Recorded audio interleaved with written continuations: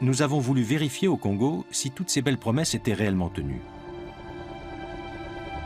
La rivière Sanga, près de Pokola. Ici, le seul bac en service appartient à une entreprise du secteur du bois. Nous partons visiter la plus grande concession de forêt tropicale du Congo.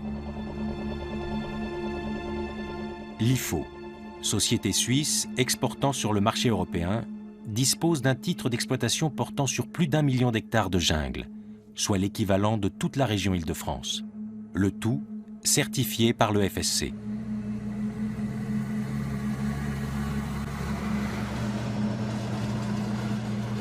L'entreprise a tracé des routes pour ses poids lourds, qui sillonnent la jungle de part en part. Au bord de ces routes, nous découvrons de nombreux villages pygmées. Mais pourquoi ont-ils quitté leur jungle pour venir s'installer au bord de ces axes de circulation? Et à quoi ressemble la vie dans une concession de l'industrie du bois? Ces pygmées vivaient autrefois dans la forêt, où ils se nourrissaient de gibier sauvage. Mais la chasse que leur peuple pratique depuis des millénaires est aujourd'hui considérée comme du braconnage, nous disent-ils. Elle leur est donc interdite par la société IFO. Des hommes en uniforme, appelés éco-gardes, leur retirent les animaux. Pour conserver leur écolabel, les entreprises membres du FSC seraient en effet tenues de lutter contre le braconnage sur le territoire de leur concession. Et depuis, les pygmées souffrent de la faim. Au menu aujourd'hui, du sakasaka, feuilles de manioc bouillie, servies sans viande ni accompagnement. Quand l'entreprise IFO est arrivée, on leur a promis du travail. Ça fait déjà des années, mais ils n'ont pris personne de chez nous. Et maintenant, on s'appelle le village des chômeurs. On est privé de tout. On n'a pas le droit de chasser et on ne nous donne pas de travail. Comment voulez-vous qu'on s'en sorte? Et pour nos enfants, c'est encore pire. Ils n'ont ni école, ni avenir. Qu'est-ce qu'on doit faire? Aller en ville? Mais là-bas non plus, personne ne veut de nous. Il faut que cette entreprise fiche le camp. Aucune de ces femmes ne sait comment sortir de cette situation. Et de toute façon, nous demande l'une d'entre elles, qui se soucie de leurs problèmes. Les villageoises nous emmènent dans la forêt, dans leur forêt. Du moins jusqu'au jour où des hommes sont venus leur dire qu'une entreprise avait racheté tous les arbres, que ceux-ci allaient être abattus et qu'elles n'avaient plus qu'à s'en aller. Or, c'est ici que les femmes font pousser le manioc.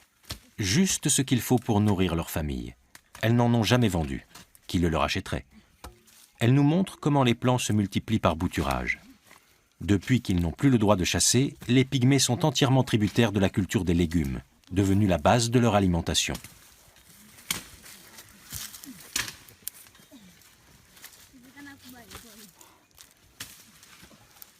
Est-ce que ce lopin de terre suffit à couvrir vos besoins? C'est déjà difficile de faire pousser quelque chose ici. Et maintenant, les éco-gardes sont venus nous dire qu'on n'avait plus le droit de rien cultiver dans la concession, à part un tout petit bout de terrain, et uniquement pour notre consommation personnelle. On n'a même pas pu discuter, c'était un ordre. Les pygmées reprochent ainsi à l'IFO, entreprise certifiée par le FSC, de les priver de leurs moyens de subsistance. Une mise en cause grave de cette entreprise suisse et de l'organisme responsable de sa certification. Nous avons proposé à l'une et à l'autre d'y répondre, à travers plusieurs demandes d'interview. Le FSC nous interdit de filmer. Notre demande est rejetée. Feu de sciure de bois devant le siège de l'IFO. Nous avons fait le déplacement pour demander une nouvelle fois à rencontrer un responsable et connaître le point de vue de l'entreprise, qui conteste toutes ces accusations. Mais la barrière restera baissée. Personne ne souhaite nous recevoir. Personne n'a le temps de répondre à nos questions. Nous décidons alors d'aller interroger le maire. Mais les gardes de l'IFO refusent de nous laisser passer. Nous serons contraints à faire demi-tour. Nous repartirons sans images et sans réponse. Sur le chemin du retour, nous constatons que notre véhicule est suivi. Arrivés à Pokola, nous serons interpellés par la police congolaise et soumis à un interrogatoire. Officiellement pour avoir filmé sans permis. Et ce, alors que nous avons une autorisation écrite de la ministre de l'économie forestière. Nous ne serons libérés que sur l'intervention de l'ambassade d'Allemagne. J'ai visité ces deux entreprises, CIB et IFO. J'ai vu leurs concessions. J'ai vu les installations qui ont été construites pour les populations locales, indigènes ou non. J'ai vu les centres de santé, j'ai vu les écoles. J'ai vu que les enfants indigènes recevaient une formation à part, car les autres communautés ne veulent pas qu'ils se mélangent à leurs propres enfants. J'ai vu tout ça. Et je sais donc que les populations indigènes sont traitées avec respect et ont aujourd'hui accès à des services modernes comme jamais par le passé.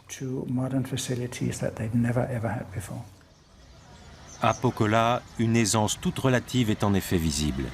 Mais à qui profite-t-elle vraiment? Avant tout aux 900 employés de l'entreprise CIB. Très rares sont les pygmées de ces immenses concessions à avoir véritablement accès à l'école ou au dispensaire. La plupart vivent à l'orée de la forêt et connaissent la faim. Jour de paye à Pokola. Les bûcherons touchent leur salaire en liquide. Sitôt versé, l'argent est bu. Ce soir, les rues ne seront pas sûres. Cette femme pygmée fait la mendicité avec son enfant. Comme beaucoup aujourd'hui, elle est saoule. Nous apprenons que les jeunes femmes se prostituent le jour de la paye, quand les bûcherons ont de l'argent à dépenser. Le fier peuple des Pygmées, qui a vécu pendant des millénaires en harmonie avec la nature, semble descendu du paradis en enfer.